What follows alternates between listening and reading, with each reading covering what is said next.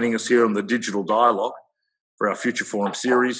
This was a panel originally meant to take place live in the Deloitte office, but for a little pandemic, the Black Swan waddled into town and changed our lives forever.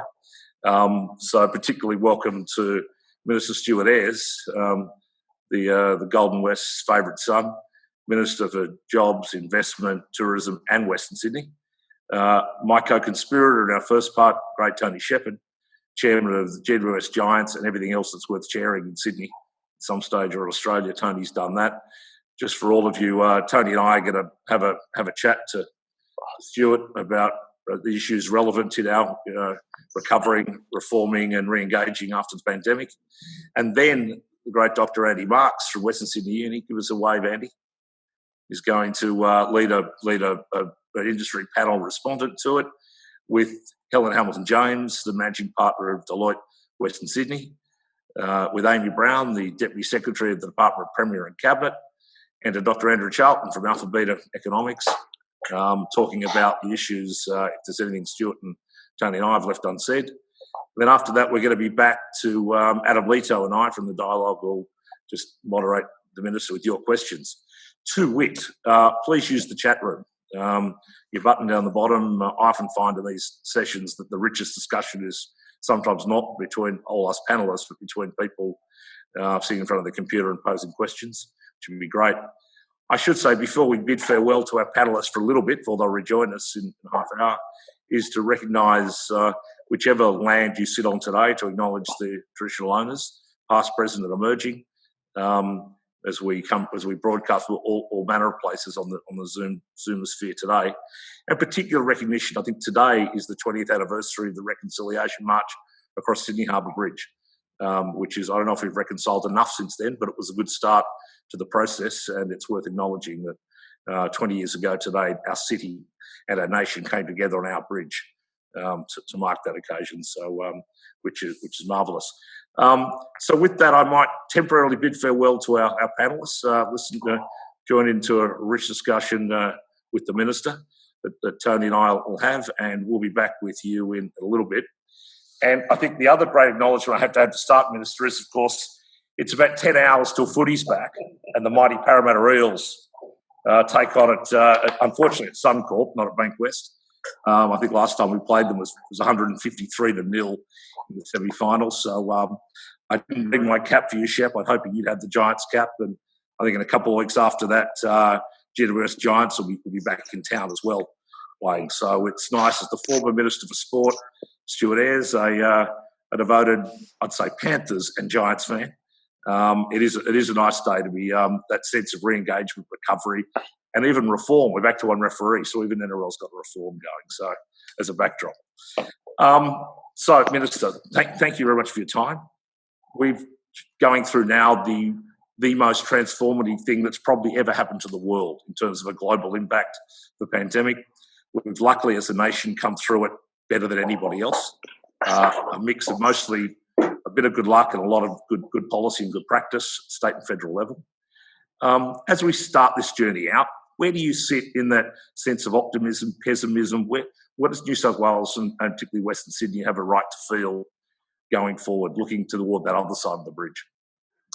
So, Chris, I think if you re-baseline everything, so we've been through a global pandemic, countries have responded in vastly different ways, jurisdictions within countries have responded in vastly different ways. So I think if we re-baseline everything to where we sit right now, I have very strong cause for optimism. I think that whilst it's not without challenge, I think the foundation that we have laid in the way that both the nation and New South Wales has responded to the COVID crisis, and particularly off the back of bushfires immediately before it, what you might describe as a once-in-a-100-year event, and for the years or couple of years before that, a near once-in-a-100-year event from an impact around drought. New South Wales has done it pretty tough over particularly the last 12 months. But I think the way we have handled that has laid a very, very solid foundation from which we can recover from. And when I talk about this from a rebaselining perspective, I think Australia has led the world when it comes to the health response to COVID-19.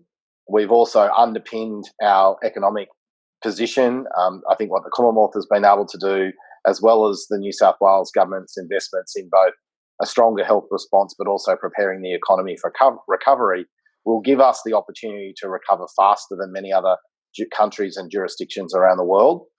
And in my mind, I think about that as almost like a first mover benefit. So if we're able to reopen our tourism activities, if we're able to reopen trade and commerce faster than other countries and other jurisdictions around the world, we should be able to obtain those benefits. The other point I would say is we also need to be realistic about this. This crisis has impacted almost every sector of the economy, but it has disproportionately impacted other sectors. Things like tourism and hospitality have been at the forefront of being completely hammered by this disease. And we need to work very closely with those sectors. We need to be able to help them recover and stay with them over the longer term journey. And ultimately, this is going to be about recovering jobs. We need to get more people back into work off JobKeeper as quickly as we possibly can. And if we do that well, I think we'll find ourselves leading the globe again, largely because of the strong foundation we put in place. Let me throw another one, then I'll invite Shep to jump in. Look, without that, you're probably one of the government's the best retail minister. You get business rather than economics or industry policy. You're a classic business brain, a little bit rare in politics in that way. Along with Don Perrottet, you're the two who are probably most front-footed dealing with industry at the moment. I look at Western Sydney economy sometime and a little concerned that it can be a little thin, that it's heavily reliant upon government-funded infrastructure pipeline and a private sector-funded residential development economy, and then the normal bits of others that come with it. It traditionally was industrially based, though that's diminished a lot in recent years. In that prospect, with possibly reducing immigration, which we're an economy largely addicted to growth, particularly in Western Sydney, how do we get that confidence that we'll sustain that economy strongly? Does infrastructure have to step up a little more to take on more as residential development might drop off, or is there other ways we can stimulate a probably still too thin economy? Well, I think that Western Sydney over the last 20 years has continued to diversify, and that will help it on the way out of this crisis. I also think that Western Sydney is a wealthier community, and it's how they maintain and hold that wealth will also play an important role. There is a strong infrastructure agenda that the government has in place, and it will continue to deliver substantially on that infrastructure agenda. We'll have to make sure that we balance that against the fiscal position that we find ourselves in, which is no doubt constrained. So the capacity for us to make sure that we keep driving investments into infrastructure that generates jobs in the near term, and then also allows us to continue with infrastructure that will enhance the productivity and efficiency of the economy over the medium and long term will be critical. I think there'll be a natural, because of when I say natural, a change in response to migration because of the virus. The virus will stop people from migrating. It'll stop people from travelling. But I don't think that we should be looking to slow down beyond those forced changes. The way migration has driven substantial benefits into Western Sydney. I still think the multicultural diaspora of Western Sydney gives it a unique advantage on how we re-engage in the world, and we should continue to leverage that. And I think where governments invest their money needs to be focused on leveraging private sector investment. So whether that's renewing tourism product infrastructure, whether that's putting enabling infrastructure in the ground to allow private sector investment to come in, whether it's residential or industrial or commercial developments with less risk, and the way we think about reducing planning risk in the system. The challenge for government, I think, will be about making sure that we reduce risks as much as we possibly can for potential investors. If we can do that, or partner with them as well, if we can do that, that leveraging of private sector investment will be really critical in driving the Western Sydney recovery. What a perfect segue to Mr. Private Sector himself. All yours. Okay, Minister, two-sided question. Has Western Sydney been specifically adversely affected compared to other parts of New South Wales in this pandemic? The other side of that question is, how important is the growth of Western Sydney to the recovery phase from the pandemic? So I think, Tony, that the answer to that question is almost one in the same, in that we know that we've got a lot of middle income bracket workers across Western Sydney. We know that they have been hugely disrupted by impacts across the visitor economy, tourism, hospitality workers, casualised workforce. Also, the drop-off in construction impacts our workforce as well. So even though not everyone in those jobs has found their way into JobKeeper, getting construction activity back up and moving will be important for recovering the job losses across Western Sydney. New South Wales shed over 200,000 jobs in a month, and whilst we haven't seen a deep breakdown of those job numbers just yet, you would think, given the disproportionate allocations of some of those sectors across Western Sydney, that you'll feel the brunt of that.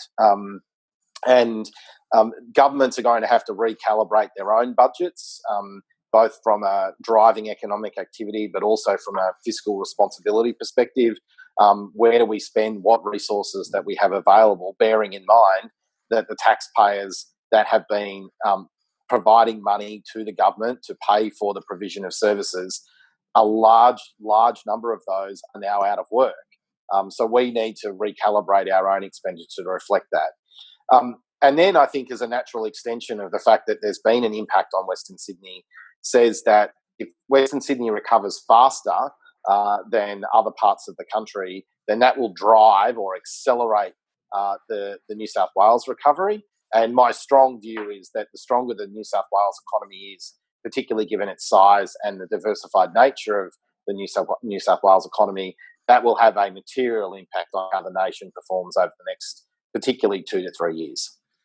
Mr. Tony and I were talking this week about, I know he has a maintenance dream, and he's one of the great view that maintenance is often overlooked as a stimulus. One possible stimulus could be some public investment into maintenance of public housing at a time when we can maybe keep the residential development sector busy if there is a reduction in demand for new houses. Is that an item that government's thinking about, one possible stimulus measure to also fix up what we know we need to do, the massive backlog of maintenance in social housing? Chris, I couldn't agree more. I think that leveraging the public housing asset base that the New South Wales government has by way of increased and accelerated maintenance will allow us to deploy workers in that construction industry faster, closer to the ground. So I think there's a lot of merit in that concept, and that's definitely something that I've discussed with the Treasurer myself as a way of moving stimulus activity faster into the areas that have been most impacted. I also think a lot of chippies across Western Sydney would be pretty happy to hear that. And I also think that there's also a good opportunity for us to think about the quality of the stock of a lot of our public housing. If there's an opportunity to renew that, the government has its own agencies like Landcom, the Department of Planning. We've done estate redevelopments in parts of Western Sydney.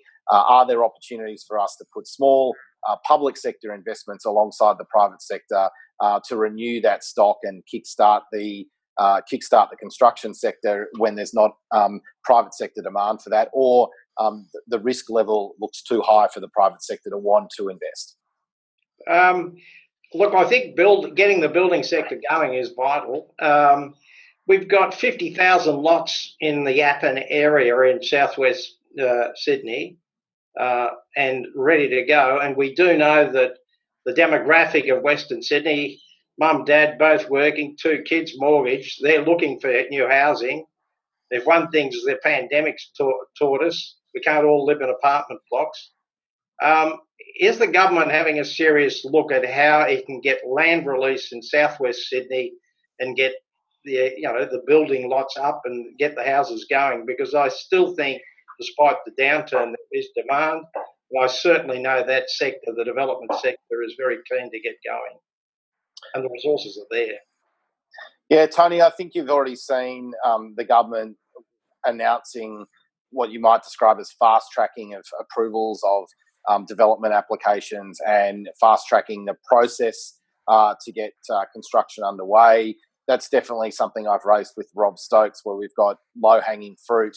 I don't necessarily think it's about whether it's just Appen. I think there's a good opportunity to leverage Landcom here to work alongside the private sector and mid-tier developers to be able to bring developments to market with shared risk. If Appen can get online quicker, then that's definitely something that we should look to do. I also want to make sure that we don't, in the rush to reinvigorate the economy, that we repeat urban planning errors that we may have undertaken. I say we in the royal we sense, where we have sort of large dormitory isolated suburbs with either poor or limited public transport. That's something we want to make sure that we minimise. And that's also why, from a Western Sydney perspective, the polycentric nature of Western Sydney becomes really critical. So strong job centres like Parramatta, like Liverpool, like Campbelltown, like Penrith are going to be critical. And then also the work that the government is doing in accelerating the developments around the Aerotropolis, which is leveraging $20 billion worth of public sector investment in new infrastructure in that space, is going to be absolutely critical. So if we build houses to generate jobs in the now, that's good, but we need to make sure that as we plan those, that we're also creating communities that will have jobs there in the long term, so we don't have a continuation of the same dislocation between where people live and where they work. There's a couple of questions coming online which go to Sydney's engagement with the rest of the world. I know you're fairly well acquainted with Australia's foreign policy and its foreign policy queen, so delicately going into these areas. But New South Wales is already showing its desire to go it alone in trade, in a sense, rebuilding our trade commissions and in direct investment attraction in Aerotropolis and other places. So we're already doing that. Do you think there's scope? You spoke about growth population before. Is there scope, like we did with Syrian refugees, for the state to take a more aggressive position on immigration than, say, the nation might? And secondly, are you a little concerned at all, one of the questions was, how will our tense relations with China affect maybe a growth of Western Sydney coming out of this? Yeah, so Chris, the first point I would say is, whilst New South Wales has taken a more aggressive posture with our own international engagement, we launched earlier this year the Global New South Wales policy. We've forecast a significant increase in our investment in that area. It's important to recognise that we're not going it alone. We see that as an important policy position for us to be engaged more internationally, but it's not a New South Wales doing its own thing and then Australia, as from a national or federal government, doing their own thing. My clear writing instructions to any New South Wales representatives internationally is to leverage Team Australia, and there is genuinely a hierarchy in the way people interact with Australia. There's the nation. I think sometimes cities, in many respects, like Sydney, are much more dominant brands than New South Wales or the locations that we all live in or are quite familiar with. So, yes, we should increase our investment and our activity internationally, but we should do that as part of a strong Team Australia ethos. Within that, are you advocating for foreign students to come back to Sydney maybe before they go to other places? Because of our reliance on that? We've said, you've heard the Premier and the Treasurer say, and I say this in many forums, that we are already working closely with universities on ways or developing strategies in how we might be able to bring international students back into our market earlier. We've developed one of the most effective hotel quarantine regimes anywhere in the world. We've had over almost 20,000 people go through our hotel quarantine system over the last 12 weeks. The Minister for Tourism doing his job, filling hotels. It's one way or another. And there's lots of lessons that we've said we'd share with the university sector on that. The other point I would say, Chris, is that what we should aggressively be pursuing internationally is the smartest and most talented people, and that's not just for international talent, but that's right across Australia. Sydney and Western Sydney particularly should be really setting itself up on how it attracts the most talented people to come here. It's not just a numbers game on the number of people. It's also making sure that we've got the right people. So we want the best engineers, the best scientists, the best chemical engineers, the best people involved in advanced manufacturing and 3D printing. We want the best urban planners, the best land designers. We want those people to come and work in Western Sydney because Western Sydney is offering them the best jobs in their field.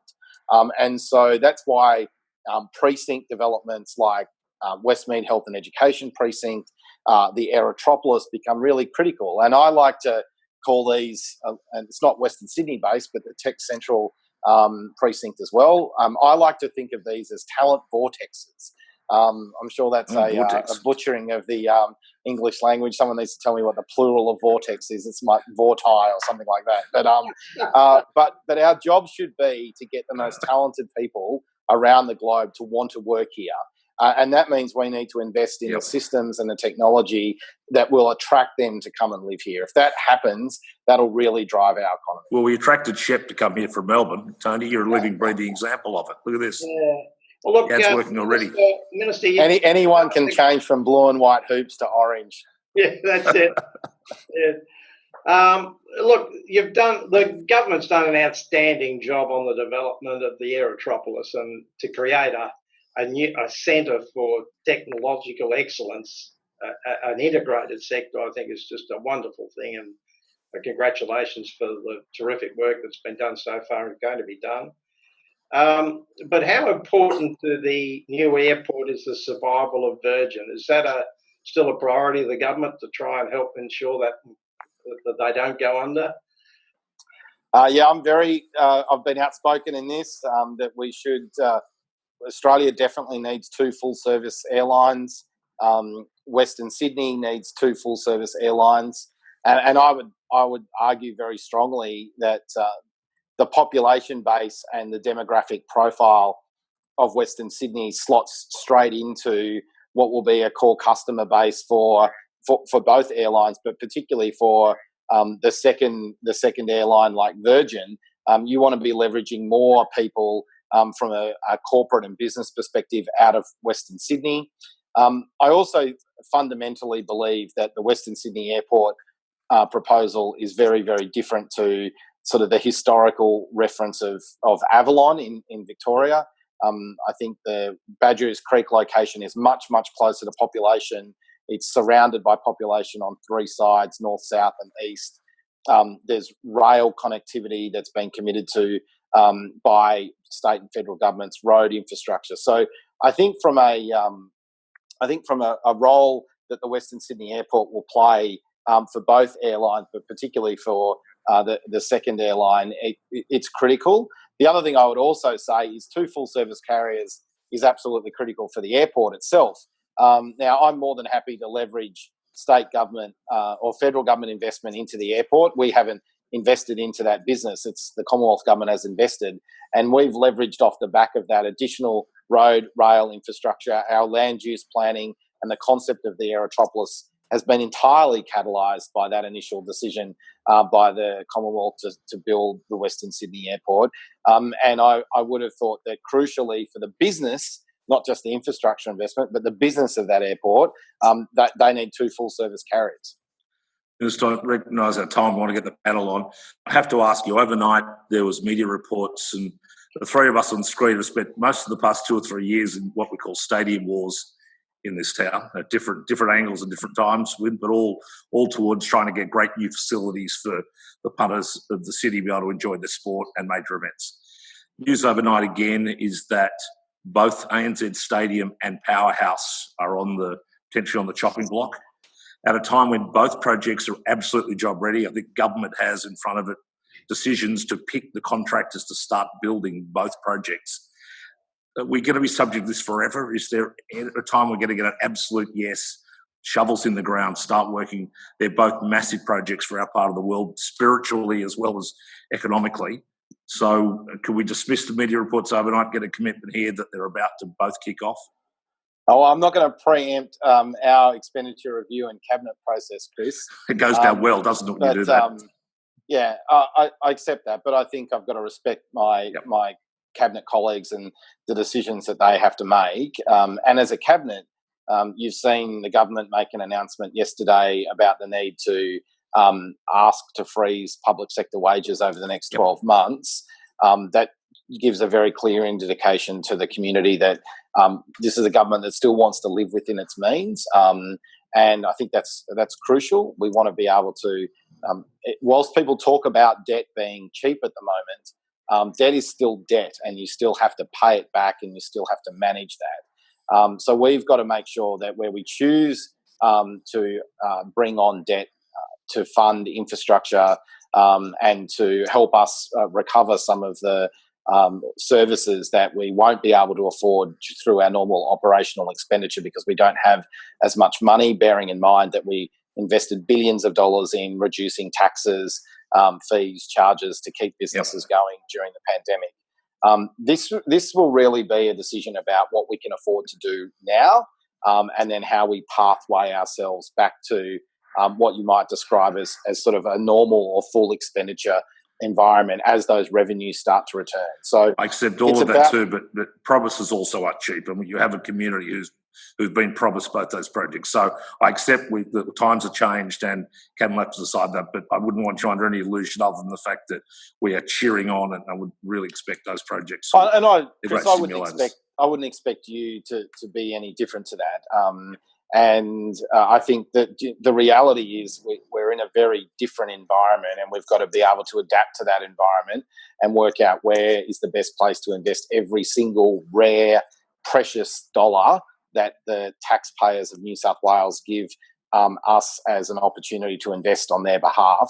And then where we have to borrow to keep those services, make sure that every single one of those borrowed dollars goes into helping our economy grow and recover from this crisis. I'm sure Rob Stokes will give up the Beaches link for it, so there'll be that money there. We can.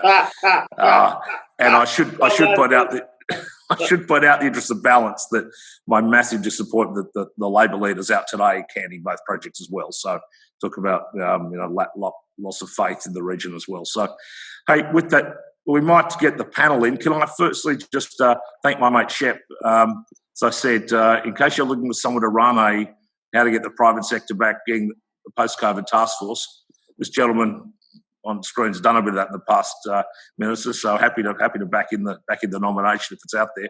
It's throw great disappointing again. He doesn't have enough to do these days. I don't need any more work. I'm sure it doesn't pay at all either, Tone. Oh, no, well, they never do. so Tony, thanks very much for joining us. We'll be back with Stuart in a minute, but I'm going to hand over, as I see the photo, as soon as Amy's there as well, I'm going to hand over to the great Dr. Marks. I tickled him up a bit on university funding for you, Andy, so he's ready to go. The other panellists might have a view on it. But I'll hand over to you and let you take it for a bit. We'll be back. Before I go, everybody, please keep working in the chat room. Give us some questions for the back end as well. But Andy, the panel's all yours, sir.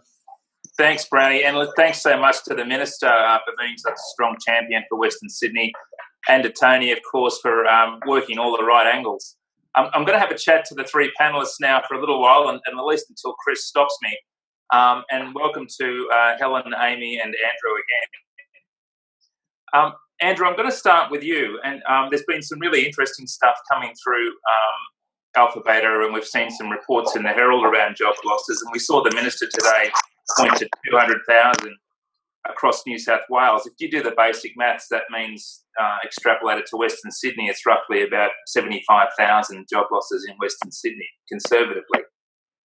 Plus, we have a wage freeze. In some respects, you would argue that may be necessary in the current circumstances. What does that do to behaviour, consumer behaviour? What are we seeing happening to spending in areas like Western Sydney, and how will that impact on recovery? Thanks, Andy, and thanks to the Western Sydney Leadership Dialogue for organising this great event. Look, you're right. We've seen a massive employment impact from this crisis. Think about the depths of the 1990s recession and the depths of the 1980s recession. In the depths of those recessions, the total employment loss measured in hours was about 6% of all hours, right at the depths of those two recessions. In this crisis, we've already lost more than 9% of all hours. The difference being that in the 80s and 90s recession, it took 20 months to reach that bottom, and we've reached -9 in 1 month. So it's an incredibly deep and incredibly rapid shock to employment. And more than 1 million Australians have lost their jobs. I think some of those impacts are very significant, particularly in Western Sydney. And, as the Minister said, in Western Sydney, impacted by many of the industries that are really important in Western Sydney. We're seeing a really significant reduction in housing construction activity, which is a very powerful driver of growth in Western Sydney. From a consumption perspective, obviously when consumers are worried about job losses, when they've seen their incomes cut, when they've seen their hours cut, you get into this domino effect that is essentially what a recession is. I lose my job, or I'm worried about my job, or I have my wages cut. And as a response, I reduce my consumption and I transmit that economic shock to the local shop or to the other goods and services that I might buy. And so we have seen that effect occur right through the economy. But fortunately, as the lockdown ends, and I think as people get good news, and as the government has done a strong job in making sure that we defeat the virus effectively, confidence is starting to come back. It's definitely nowhere near back where it was, but it's been rising for the last 7 indicators from those lows and heading in the right direction. So hopefully, with a bit more confidence, we can start to make sure that businesses have the ability and confidence to rehire those workers that they put onto JobKeeper and those casual workers who they lost through the crisis, and that will bring back much more confidence to Western Sydney and the rest of Australia as well. I really wanted to pick up on that point you raised around the domino effect and the fact that things seem to be moving much faster in this downturn or recession than we've seen in comparable events. That leads me to a question for you, Amy. The government's been very, very strong in its response in terms of stimulus, and it went out quite big and quite early. Is there more that you can do, though, given the fact that we've seen such rapidity in events, as Andrew has described it? What's in the pipeline, and are we moving fast enough? Thanks so much for your question. And we can never move fast enough, but we're certainly moving as fast as we can. And of course, when the pandemic first emerged, response and looking after people's health in particular and saving lives was absolutely the most important thing for us to consider. But it very quickly turned to, yes, preserving those important things, but also economic recovery and indeed into economic reform. So it's not just about how do we kind of stimulate the economy again, although that is essential. It's also about what are the kind of silver linings and the opportunities that we are seeing as a result of COVID? What's changed, and what are the good things about this change that we want to lock in? The silver linings, if you will, and I can talk about that as we progress. In terms of supporting and reigniting the Greater Western Sydney economy, the Minister already talked about the Aerotropolis being one of the lighthouse precincts, and interestingly, Global New South Wales and its kind of complementary document, the economic blueprint, was released before COVID, but it actually holds true. There are certain precincts around New South Wales that have the potential to be globally significant and a huge magnet for investment and jobs, and the Aerotropolis is absolutely one of those. We also nominated a bunch of strategic planning exercises around state-led rezonings, and they also have a number of those in Greater Western Sydney, Greater Macarthur, Greater Penrith to Eastern Creek, Southwest Sydney Growth Area, Western Sydney Employment Area, Glenfield, Wilton Town Centre, etc. For me, though, one of the things I get most excited about is actually renewal at the local level. So one of the silver linings, if you will, that I've seen is that as people in COVID have spent more time closer to home, either working from home or, we were subject to a stay-at-home direction in a public health order, so we had to stay home as much as humanly possible. We've actually seen the reignition where people rediscover their local high streets, rediscover public spaces, and ability to exercise. I'm a runner, and I've never had to weave and duck and run around so many people on bikes and scooters and walking and running. How do we preserve that? And the Department of Planning, Industry, Environment has released a Streets as Shared Spaces program. So that's all about working with local council and putting money toward increasing the amount of public space available. That's great for local business. It's also great for well-being and ability to exercise. So here are some of the silver linings that I'm seeing applicable to Greater Western Sydney and beyond. Yeah, I think people are falling back in love with public space, and we'll see some real interesting adaptations of use after this. I'm going to ask you, Helen, the question that I simply can't ask the Minister or Amy, which is one about some comments that came way back from the Reserve Bank Governor at a speech in Darwin last year. I think he was almost begging governments to borrow money. That's when we had no sign of COVID, no sign of any crisis. Interest rates are so low, I think he virtually used the term, it's free, go get it. New South Wales, big tick here for New South Wales, has an incredibly strong credit rating, probably one of the top 5 of any jurisdiction, state or federal, in the world. Borrow money. Isn't the time to do that now? And isn't it the time to get over this aversion we have to debt in government? Is this a way that we can cure debt aversion forever? Well, thanks for the question, Andy. I think with everything, Andy, there's a balance. And I do think, obviously, the government nationally and obviously locally as well is looking at funding things through debt. But we do have to have a balance. Future generations have to pay that debt back. You're right, it is a low interest rate environment. And that's where it's really important that we invest in the right projects. They're going to create jobs. They're going to create places where people want to be, and actually going to create, cities and places that they're going to generate the revenue and the growth in the future to actually recoup some of that investment. Investment is, interest is cheap, but you still have to pay it back at some point. Very diplomatic. I feel as though I'm in a meeting with the bank manager. It is a question of balance. They all say that. I'm going to go to the talent vortex. And Stuart, I'm going to start using that term. It's great. We love it. It's got legs. We talked a little bit about agglomeration and the power of that to kind of reactivate things in the economy. And Stuart also mentioned precincts in the vortex.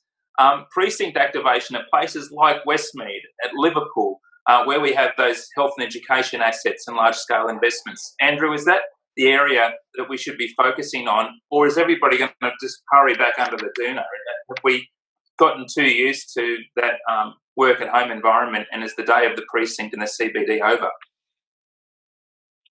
Andrew? Well, look, I hope not. I think there's enormous value in the agglomeration benefit of having lots of like-minded, highly skilled people sharing their skills, bouncing ideas off each other. And, it's in those environments that generate innovation, that generate job creation, that generate new enterprises. And ultimately, that's the type of activity that will get our economy back on track. I do agree with you and Helen. We do need a balance, but you're dead right.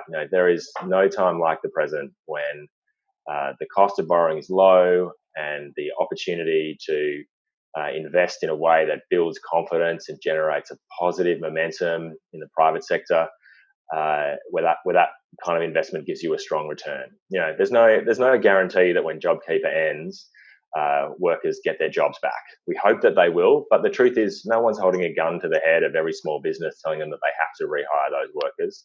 They will rehire those workers if they believe that there is a pipeline of activity and demand out there that justifies them continuing to have confidence in growing their business.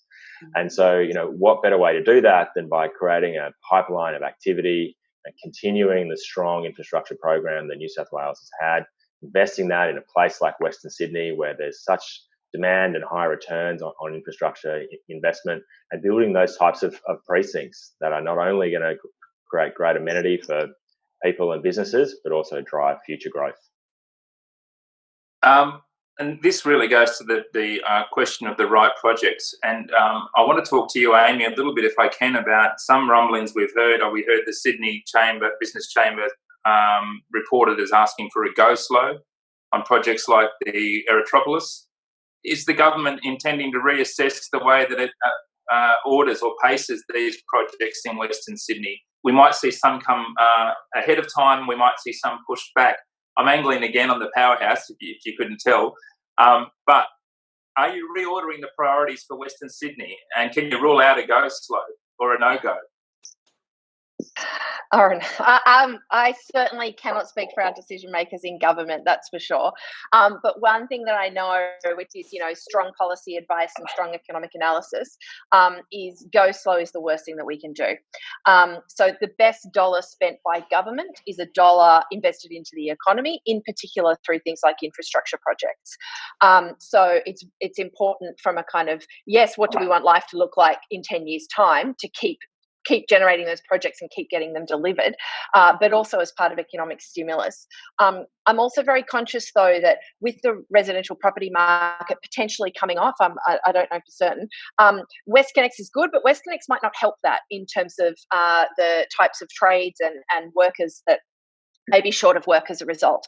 And I know we touched on it, and the minister was, doing a little whoop whoop in my living room, because when he was talking about backlog maintenance for social housing, lifting the standard of our social housing, I would add using the community housing provider market to do that, and to be able to tip more investment into new social housing.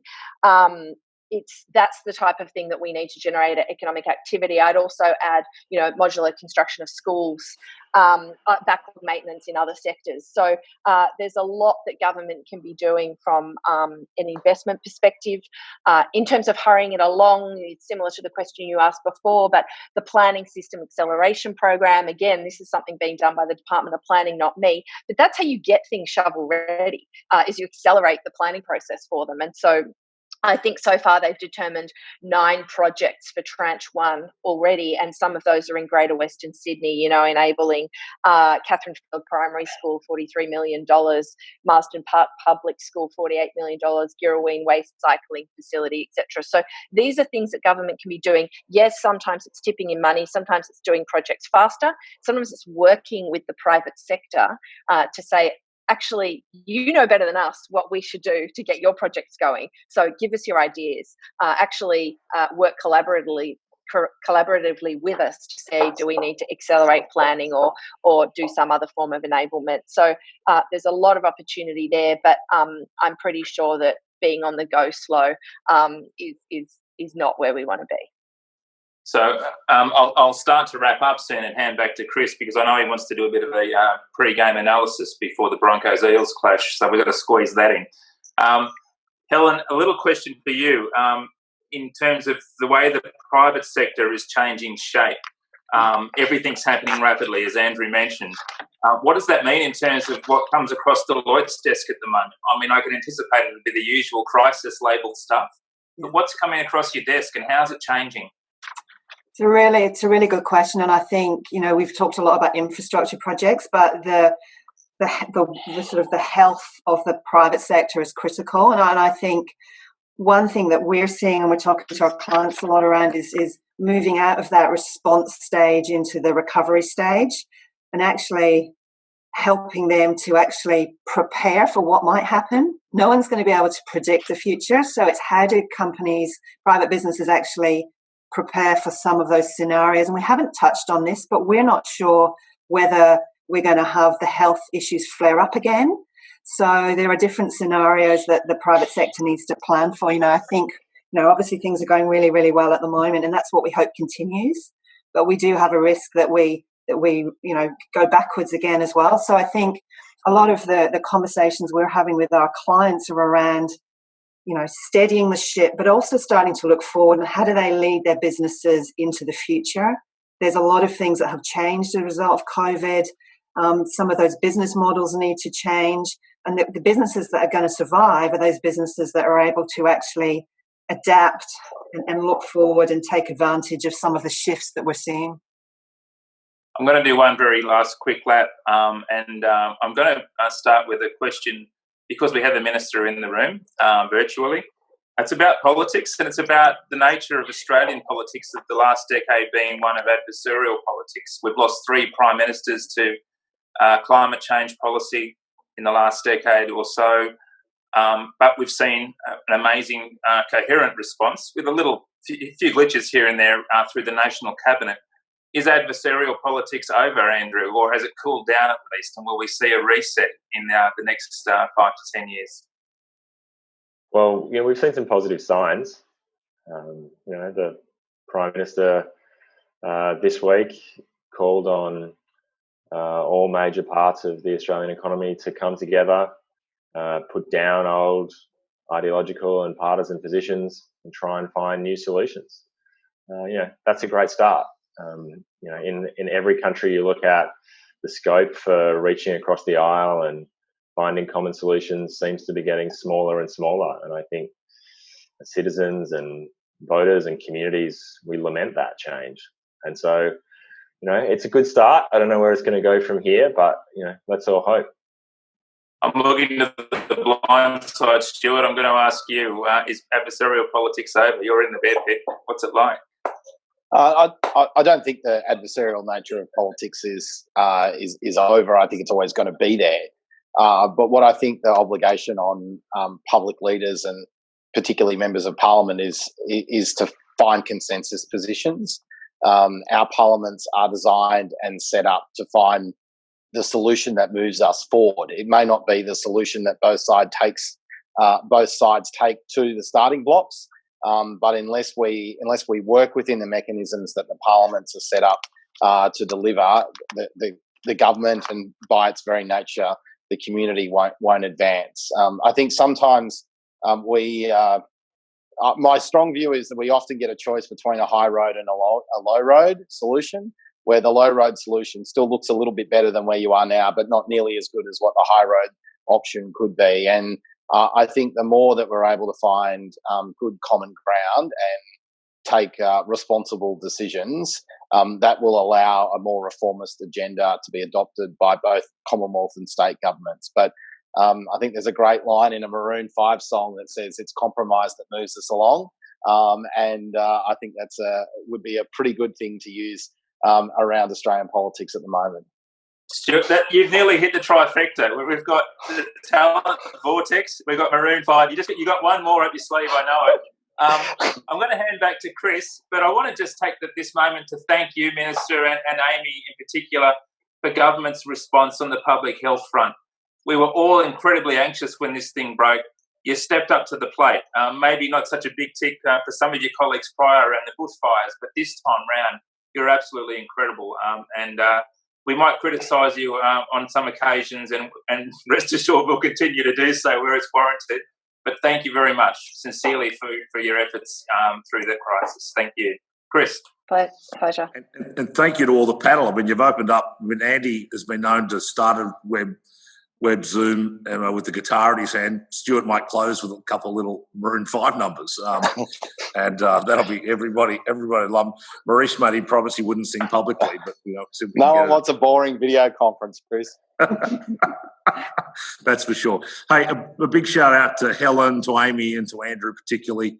Appreciate that for dropping in a bit of industry and public sector expertise. As I introduce my Executive Director, Adam Leto, who will appear on screen any moment now as well, I'm particularly, Amy, to you, can you please take back to Tim and the entire team at DPC when government's back in town and government has carried across the country, local, state and federal, has carried a community through, a scared community, a nervous community through a pandemic. I think it's the role of the private sector to help carry us out, and how we pivot that from public to private engagement will be I think the success or otherwise of our recovery will be the delicacy of that. But to all of your colleagues right through DPC and through the government, 400 and something thousand I heard of yesterday, and you're not even getting a pay rise either. So we can't even say thank you in the traditional Australian way.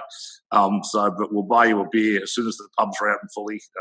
There's a beer on every public servant gets a beer from the rest of us to say thanks. And to Andrew and to Helen, thanks for your support for Deloitte for this piece. And the good doctor, Andy Marks. We're promising the Doctor and Doctor web series soon, as Andy and I sort of take to the stage. But pandemic got in the way. It's our own post-COVID recovery process. In introducing Adam is with us as well. Just want to throw some of those questions back to Stu that have come up out of this. And we did hear through that process an optimism. We've stared into the vortex, the negative vortex in recent times, and it didn't look pretty of what a pandemic can do. How much confidence in economics, as Andrew would know, in economics and Helen, confidence is the hardest thing to understand, but as they say, you know it when you got it, or you know it when you've lost it. We lost it. We seem to be getting it back. How can the government tap into that confidence to encourage investors to put money down, to actually put their whatsies on the line and have a go for it? And will the government be there to back them in that having a go? So, Chris, this confidence thing, there's an image I've seen a few times on my TV screen that I just find just so haunting. And it's the drone shot of a field that's being dug out for grave sites, like literally rows and rows of holes in preparation for the deaths that are going to happen in countries. We've seen it in the United States, we're seeing it in Brazil at the moment. We've seen it in Italy. The fact that those things never happened here is the basis for the confidence that the community has now that Andrew is seeing in his economic data. If we were seeing body bags and coffins pile up in Sydney, in regional New South Wales, in other cities around Australia, the idea of us talking about economic recovery and whether we open the ski fields, the pub, whether you can go back to the footy, would just feel so removed from reality. But because we've managed the health well, we've been able to set ourselves up to really make this place the best and the safest place to reinvest.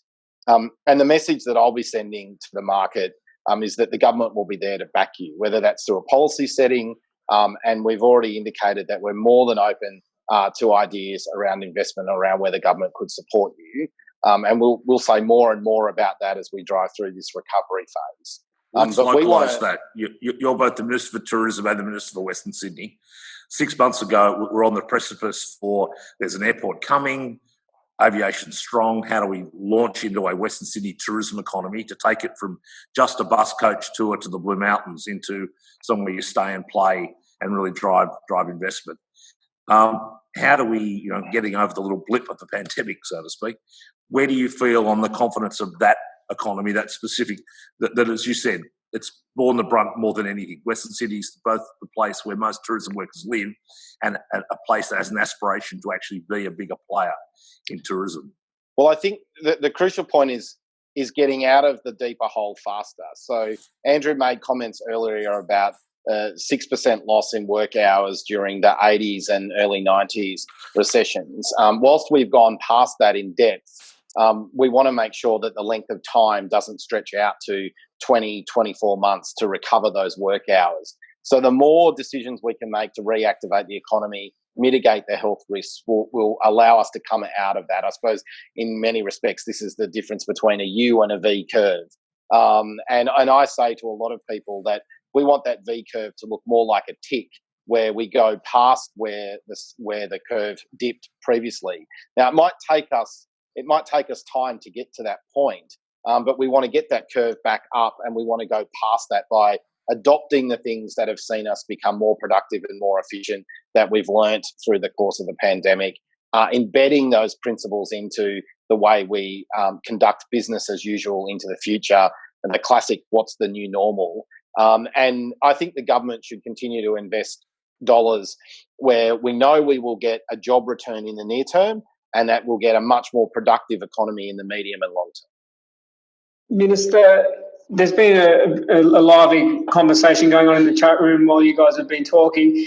I've picked up a few of them, but I haven't seen all of them. Vortex is definitely the word of the day, followed closely by Maroon 5. Advanced manufacturing has been in the news a lot lately. I've heard you speak about it. I've heard of, obviously, vocational education, training, TAFE have all been in the mix as well. What do you see as some of the previously overlooked or under-provisioned vocational skill sets and qualifications that this crisis has catapulted into the priority training mix now, and how can Greater Western Sydney best meet that demand? Well, I think continuingly to vertically integrate our education is going to be critical. Stronger connections between universities and vocational training providers and industry will be fundamental in us making sure that we've got the right workforce to take the maximum benefit from decisions that government and private sector can make to invest over the next particularly couple of years. I still think the fundamentals of investment haven't changed. People might take a short sugar hit, and that might move some investment that's footloose and free cash to move around. But longer term investors are fundamentally going to be investing in markets where they know they can access good trade opportunities. So free trade agreements and international engagement will become critical. They want to know that they can invest in a location that can supply a skilled workforce to drive research, development, innovation into their businesses. So I think if New South Wales wants to take full advantage of the post-pandemic world, it can't forget the basics around the fundamentals around why people invest in particular locations. And then where we can really move the dial is in what I describe as de-risking. So whether that's de-risking the planning process, de-risking the infrastructure investment by the government funding or part funding enabling infrastructure, they're the crucial things that we can do. But specifically in that education space, the vertical integration of the education system becomes absolutely critical. I think there's been some good green shoots here from the Commonwealth with things like supporting micro-credentialing that Dan Teen's announced. I know the New Alliance and the multi-varsity partners at Aerotropolis are looking to leverage that position, so that's a good opportunity for us again in Western Sydney. But bringing industry, vocational training and universities much, much closer together will be absolutely critical. Stuart, to that point, I've got to say, one of the things that's been put on hold through the pandemic was the announced inquiry into TAFE. You got a couple of uni chancellors in the great Peter Shergold and the great David Gonski working with now to look at TAFE, and that's going to resume soon or kick off soon, I think. Stephen Ford be a great appointment to bring him in to run TAFE. I mean, I can see a potential chairman of TAFE down there in the corner, Shep. If you want to bring industry back in, let some little loose. Amy's been looking for big ideas on TAFE, literally to reinvigorate it with the business leaders getting behind. Academics coming in. I think gone are the days of unis fighting with TAFE. Western Sydney Board, when I started, probably was a bit of a blue between the two, and now it's hand in hand. So there's been a real change, and because I suppose the question that is, what skill set do you think the region needs to bounce back? What are we? I mean, with respect, flower arranging for Mossman matrons isn't really what TAFE should be there for. How can we really get a driven, industry-focused curriculum to help drive this recovery? So I think, Christopher, rather than thinking about individual skill sets, I reckon it's better for us to think about and use manufacturing as an example here. We know that with our high labour costs, we've got to play towards the end of the value chain. But where I think we need to be reconsidering how we set up our workforce is where can we add greater value where can we add greater value in the manufacturing space? So rather than just being about exporting raw materials or rather than exporting a particular innovation, can we add further value to that domestically? And I'm a very strong free trader, and I detest the kind of protectionist march that appears to have sort of coming off the back of this COVID crisis. I think it's absolutely critical that we stay internationally engaged. But with the disruption of supply chains, and I think you'll see boards right around the globe start to think differently about how they mitigate supply chain risk. And I can see three big global trade corridors starting to emerge: the Americas, Asia Pacific, and Europe and Africa. And I can see international businesses really setting their supply chains up across those corridors to mitigate risk from the impacts of globalization has been hugely beneficial, but we've learnt a lot of lessons in the last 3 months about how we might mitigate those risks into the future. So I think for Australia, we've got to ask ourselves, in all of the things that we dig out of the ground, in the things that we do in tourism, in education, if we start to think back to manufacturing, where can we leverage those other skills that we're quite good at to bring the value-added component to the manufacturing sector? And do so in an environment where that risk mitigation of global supply chains is going to change. I think you're still on mute, Adam. I hear you, Adam. I'll jump in while I fix Adam's audio on that. Invite all the panellists to jump in. Amy wants to grill the minister, I'm sure, with a couple of tough questions from the bureaucracy. Go again, Adam. Have another crack, mate. All yours, Adam. Nah. Lost you. Stuart, I asked you earlier before about that sort of, you said we're not going it alone, but part of the bits in that word, do you see a scope for New South Wales to be a little more, as we did with Syrian refugees, there is example, do you see the chance for New South Wales to not only be given a whack to Queensland and West Australia to open their domestic borders, but for us to be an agitator to not lose too much momentum with migration, skilled migration? Is there a role for a state government within skilled migration run by a national government? I think that the states just want to be able to be more engaged in the policy settings around migration. I don't think it's a go-it-alone, state-by-state arrangement. But what I think we should definitely be doing is making sure that our migration agenda is tied to the skills that we want. We've had a strong support of humanitarian refugees over many, many years now. New South Wales is a good example of that. You mentioned Syrian refugees out of the war out of the Middle East in the last sort of 4 or 5 years ago. Whilst that humanitarian effort was good in its nature, how we continue to see that ripple out across Western Sydney in the skill base, the education opportunities for those people who have migrated here is something that we need to continue to do. But I think for us, continuing to tie the migration program to skills, and for all of the people out there who have been sort of saying maybe we need to slow migration down a little bit, I think there's a good opportunity to take stock to see what the COVID pandemic crisis has actually done to that. It's going to naturally slow down migration. And have we bought the buffer to allow some of our infrastructure to catch up off the back of this? And we don't want to be making decisions around migration that will have negative impacts, but also we don't want to just rely on migration as lazy growth. There's a question online from Mark Webster, Minister, about agreeing with the need to back manufacturing and free trade is very much part of that. We need to continue that. But government can assist by being a customer and guaranteeing support early. So where do you see the role for the government in almost guaranteeing supply chain for local investors prepared to give it a go in the sort of rebirth of manufacturing? So we're a decent sized customer. We're a big customer as a single entity because the government's a large employer. Some of our activities and services are disproportionately weighted to over others, but we're still not anywhere near as big as the size of the overall private sector. So I don't think we should overstate the influence of the government as a customer being able to really shift and change procurement strategies. But I think where the government can be a better customer to support startup technology, smaller businesses, where we can use head contracting arrangements to better manage subcontractors, I think there are good opportunities for us to look at doing that. For example, the head contractor arrangement that we've used on the South Coast in the bushfire clearing and rebuild has been very, very effective. And lots of small local businesses have benefited from that.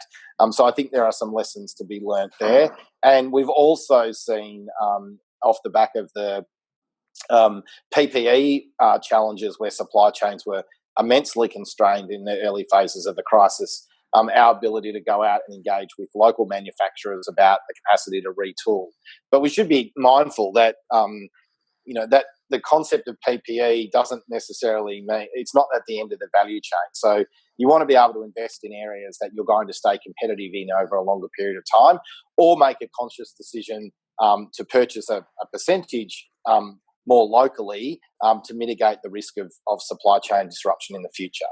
Maybe a question to Andrew Charlton. Andrew, so with us, you both had a fairly significant role with the GFC recovery, then working with Prime Minister Rudd as economics advisor, and you've done a lot of work on supply chain work in recent times on this process. Where do you see the ultimate role for government to maybe stimulate a supply chain role, particularly for manufacturing in Western Sydney, which has been very much identified as a both immediate and medium-term rebirth of the local economy? Yeah, look, I think, we've been talking about bringing manufacturing back to Australia, and we've been talking about creating a hub of manufacturing in Western Sydney for some time, and a lot of progress has been made in those regards. I think this crisis does provide an opportunity to accelerate that progress as people rethink the risks in their supply chains, reconsider the fragmentation of supply chains through global value chains, and try and think about how they best set up their supply chains for the future. And, I think in Western Sydney now has a great opportunity for that. One thing we do have to remember, though, is that manufacturing ain't what it used to be in terms of job creation. The reason why we love manufacturing today is because it is high tech, high skill, lots of intellectual property, not necessarily because it creates a lot of jobs. Now, from my view, that's a great reason to have it in Western Sydney, that innovation, that technology. But we also need programs that are going to create jobs, particularly in the short term as we come out of this crisis. Stuart, and I'll invite Adam to jump back in if he's back with us, but that's an important point because the whole mantra pre-COVID was the rise of smart jobs. Quite rightly, we ran a campaign to get the federal government to back the airport in because it's smart jobs in the future. The harsh reality is we're going to need a lot of not as smart jobs in the next little while, in the short term, aren't we? We've got to re-employ a working base who weren't all working as rocket scientists before. Good, honest work that has to be re-employed. So how do we not lose momentum towards the knowledge jobs, the smart jobs, but still soak up the people who don't have that same skill base straight away? I think, Chris, I mentioned before fundamentals, and Amy mentioned the New South Wales economic blueprint. The fundamentals of those haven't changed. The pursuit of higher paying, higher quality knowledge jobs, and more of those located in Western Sydney, leveraging precincts to do that, will lift the economic power that Western Sydney has to wield. But at the same time, we also need to recognise that the areas that have been most impacted by this crisis in the short term have been our construction sector and our tourism and hospitality and accommodation sectors. And some of those are not always considered high-skilled jobs, but they are massive contributors to the economy.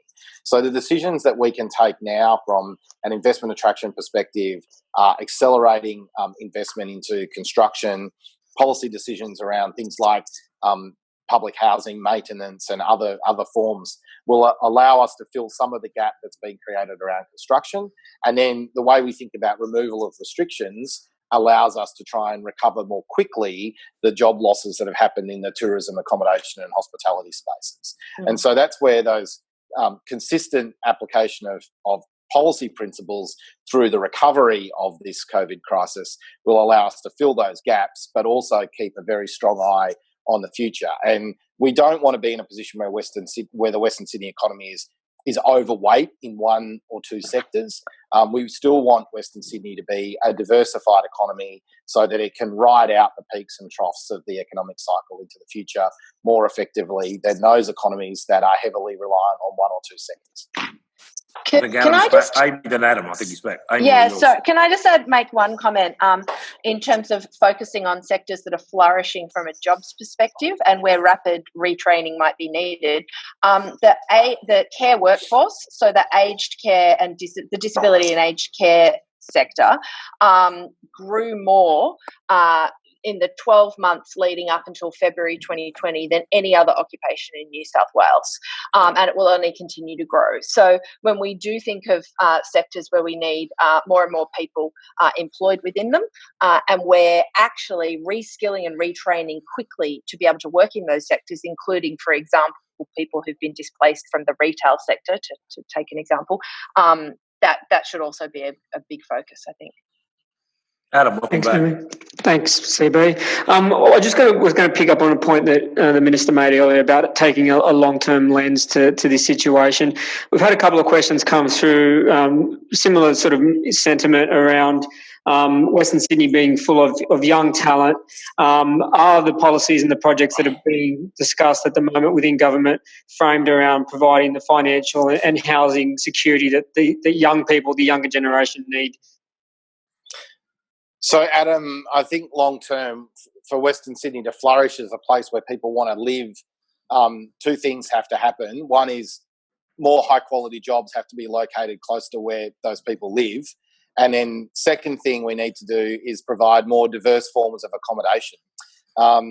Tony mentioned in his opening remarks when he was talking about Wilton that not everyone wants to live in an apartment. And the same thing can be said, not everyone wants to live in the same quarter-acre block, red brick home that my parents grew up in. They might want to live in a townhouse, or they might want to live in a terrace building.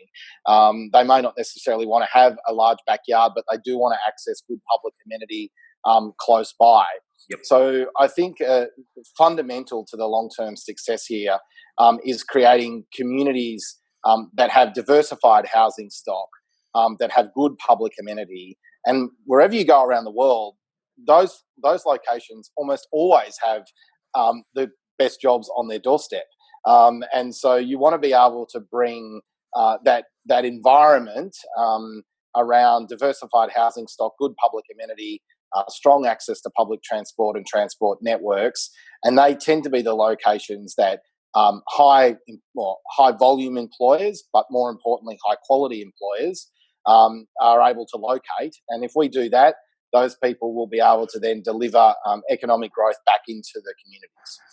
Minister, were you just advocating? Was Minister just advocating for build to rent as well? Oh, you beauty! I felt a build to rent vibe about all of that. No, I think build to rent should be on the table. You bet. As an option for us to consider, but that's because I'm strongly of the view that we should have diversified housing stock. I don't think we should have suburbs and suburbs that look like Glenmore Park and Oran Park. Not that they aren't great places to live, but you want to have a mixture. You want to have a blend because you want your communities to be diverse, dynamic places. I know Stephen Wright's alive in Darebin. He's got a lot of land, he says. He can build a whole bunch of stuff and build rent in Darebin land. I just want to ask one question of Helen. Helen, you're a major employer of young talent in Western Sydney. And I think recently you've been involved in our Gen West campaign and some of your young Deloitte staff have come on. What are you hearing in that concept of job security and basing and living in the community from your young professionals? Apart from they all want you to pay them more, but what else are you hearing to help that? What else? What's the vibe you're getting off the factory floor at Deloitte and Parramatta? Yeah. Oh, just muted. You muted. Sorry, I just muted myself by mistake. Sorry. I think there's two themes that are coming through. One is I think our young staff members are really understanding that they need to be agile and to have that continual learning through their lives. They want different opportunities. They want to have the skills that will allow them to have that job security in the future. And that's not, having the same job for life. It's having the skills that they will be able to be employed for life and do things that they really enjoy.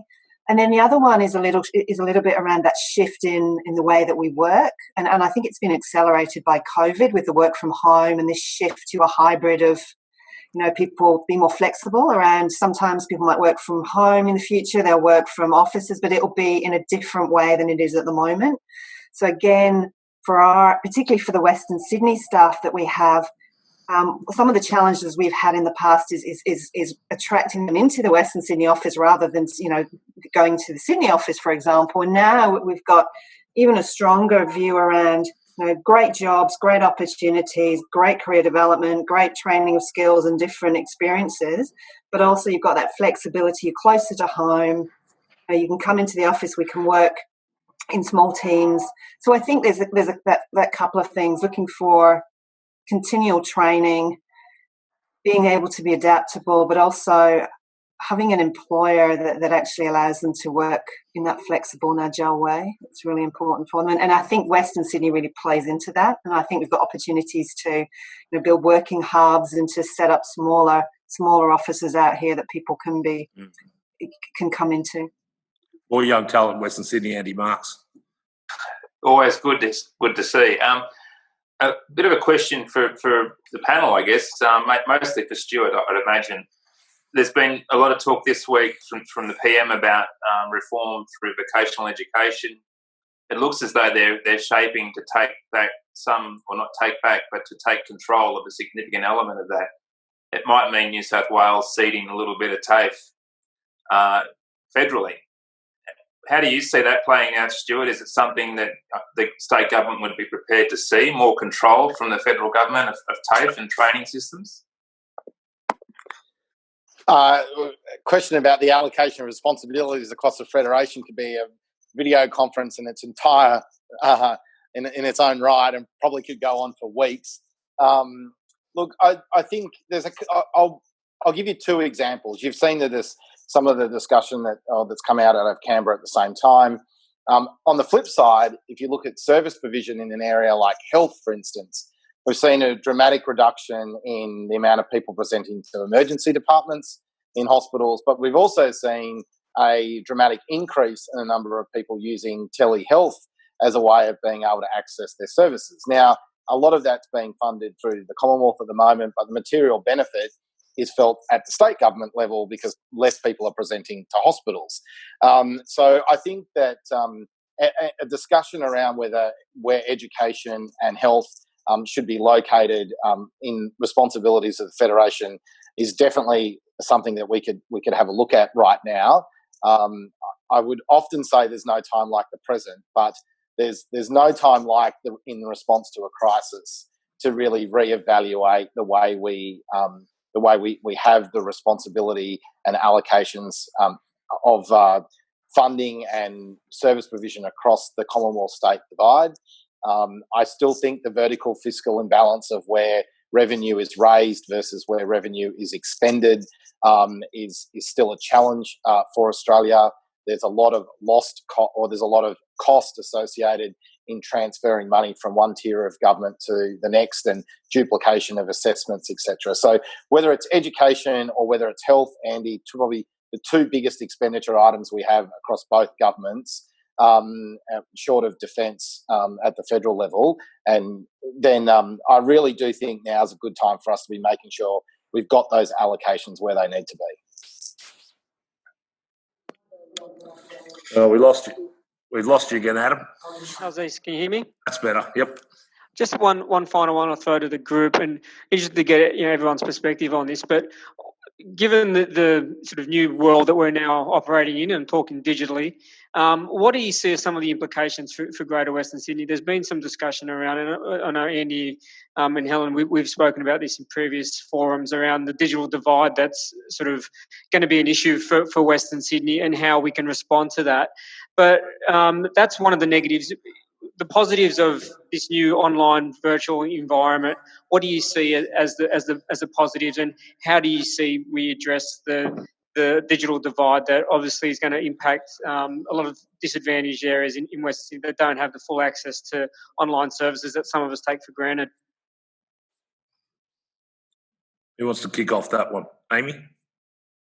Yeah, I can start by sharing the concerns. So one thing that I do know that I find a little disconcerting is that in the lowest socioeconomic quartiles, only 60% of kids have access to the internet.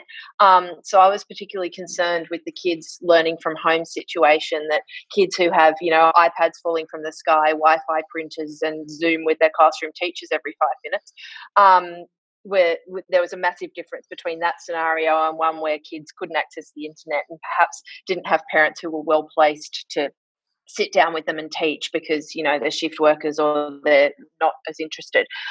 So, yes, I agree. It was interesting, though. I got some results of a kind of consumer-based survey, and it found that segments of our socioeconomic spectrum who are traditionally more digitally resistant and just generationally, such as baby boomers, are actually purchasing online for the first time, and people who are already seasoned online purchasers, such as myself, are purchasing in new categories, including pet food, which skyrocketed as everyone got their COVID fur babies.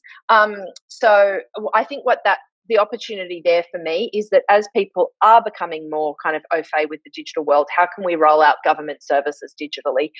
Things like, yes, online education, but also telehealth. And to the minister's point, people have been able to access, consultations with GPs or telehealth virtually, which means that they're actually getting healthcare treatment earlier rather than presenting to an ED. So lots of opportunities, but I just want us to be a bit realistic that not everybody is going to thrive in a shiny new digital world unless government's very intentional about some policy interventions there. Andy, Minister, did you have a view on that? I'll let Andy go first. What was the question again? Digital world. Digital world, of course it was. Look, I think Amy's point around who isn't at the table is the most important one, and it's so good to see government has a really strong consciousness of that. There was a while back where we did the big rollout of laptops, I think. Don't know exactly who was responsible for that, but a tremendous board decision, Andy, is all I can say. I think so. I think that's going to be the real challenge in the short term. There's been some massive short-circuiting of assumptions in government and in the private sector about what is and what isn't possible. Stuart's point earlier on about dormitory suburbs too, so we've seen really good initiatives from government to address that. And this plays into the digital question. So the 30-minute city philosophy has been a wonderful upending of planning, right? If that's all the Commission did, then they packed up shop and went home. That in itself is good. Digital's probably the next one, I would say. And it's been forced upon us. And we've put up with a second-rate, I'm going to say it, shitty NBN because we've taken shortcuts with it. And this needs to be one of those bipartisan issues or priorities, if you like, that is up there with health and education as an essential driver. We don't hear enough about soft infrastructure, great investments from government in the Aerotropolis, in the powerhouse, in other forms of hard kit. If this doesn't become a stimulus priority, digital connectivity and digital literacy as well, I think for those who may have the kit and don't know how to use it,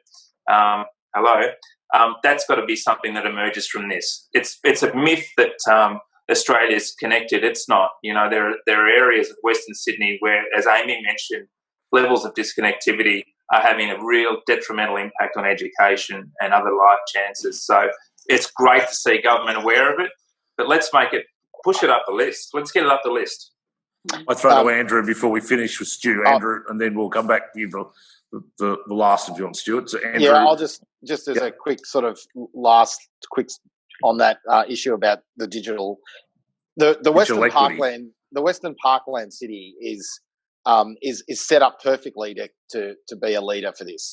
Greenfield development sites mean opportunities for greenfield digital infrastructure, and the way we design and engineer those in, the way we make them part of the development application process, the way we make them a requirement, the same way we ask developers and governments to provide greenfield parks and open public amenity, we need to engineer those in as well. And another great opportunity that exists across the Western Parkland city is the ability to bring them closer together in multi-utility corridors, so that we're not having that fragmented provision of services. So the Parkland city, I think, gives a real opportunity to put some tangible action items against the concept of a smart city. Andrew, the digital equity question, how do you think we get there, and what role can business play in that as well? It's not only on government to do that. Yeah, I think just to kind of bring the conversation full circle back to one of the points that Amy made early on, what are the silver linings out of this terrible crisis? And one of them is that this has been a historic experiment to shift us into digital productivity. Millions of Australians are working more collaboratively. Millions of Australians are reinvesting their commute in spending time with their family, doing things at home, working more efficiently. Millions of Australians have made the leap towards online shopping and other forms of digital engagement. Millions of businesses are discovering that they can work more flexibly and give their employees more opportunities for how they work and where they work and when they work. So, making sure that we back in that experiment by ensuring that everybody has access to the digital tools to make it real and continue it after this crisis is a great opportunity to salvage something really positive from a very dark time. Andrew, I think everybody online except shopping centre owners and major office trusts are cheering you on. That digital, and I think it's right. I think what can Western Sydney be famous for? Digital equity. The sense of, we learned the hard way, the kids in the Clontarf homerooms, the Indigenous programs in many schools across Western Sydney who got sent home because of school closures to homes that a lot of them didn't have internet, that didn't have parenting structures that would encourage and enable homeschooling, and went back to some dangerous situations where they sought sanctity in the homeroom. And we don't want to lose another. It took 5 years to get them engaged. We don't want to lose another generation of lost boys. So while I think we had to do that, I think the hope coming out of it, as you said there, is how we've all refocused on how government could send 400,000 people to work home like that. So could Deloitte, so could the uni, so could our little business. We could do it, we thought we couldn't do it. And that's the agility I think we're all recognising for both public and private sector. And how do we make it real, make it sustainable? With that in mind, I'm going to throw one last question to Stuart, and we'll wrap it up completely. It's now about 8 hours only till the Eels kick off in Brisbane and win the game. You get one free shot at your counterparts in West Australia and Queensland. Do you think the borders will come down soon? And can New South Wales truly have its own recovery if the whole nation doesn't go with us as one? Rising tide lifts all boats. Get on with it. There, Stasia, Mark McGowan, you're listening. Let's get those borders open and get the nation going forward. Just want to thank everybody. Firstly, to the panel, to Andy Marks, the moderator emeritus, to bring it home with his own dodgy NBN up in the mountains, in the far-flung regions of Western Sydney. To Amy Brown, the constant amazement of the New South Wales Public Service. To Helen Hamilton James, one of the great mentors of Messrs. Mentors of the West, and to Dr. Charlton, who this is just another economic crisis. He saw the last one at close hand, so got a little bit of experience. To my colleagues here, to Adam Leto, you can see, to Brett Towers, you can't see, and the team who have kept everyone but Adam's technology working well. They'll pay for that later. And particularly to Stuart Ayres. As I introduced Stuart with, this is the retail minister of the state government at a time when we need to go retail. This is digging out of a big hole quickly. We haven't got time for long industry plans and serious long-term reviews. We need action now to get people back to work, to get business doors open. Yes, we need to plan for long-term gains and reforms out of this, but we need some short-term stuff as well. So he's the bloke, business-minded bloke to go forward. Stuart, thank you for your time. I appreciate it. I know you're going back to the ERC meeting to tell them that Western Sydney wants its powerhouse and say its stadium promises delivered now. And you can also go back and know that I think there's a community that, as we all said, the country's changed. There's a partnership approach. Government carried us through it. Private sector's got to help carry us out of it. We need that glue and that link to get that partnership going better than ever. So thanks, mate. Good luck. Appreciate your time today. And to all of you online, thank you. This will be online for you want to review it and play your best moments of Stuart Ayres to your kids tonight when they tune in. Or send it on to your friends and relatives all over the world. Thank you, everybody. Particularly thanks to Deloitte and WSU for their ongoing support of the Future Forum and the Digital Dialogue. And lastly, go the Eels. Thank you. Thanks, everyone. Thanks, everybody. Cheers. Thank Bye. you.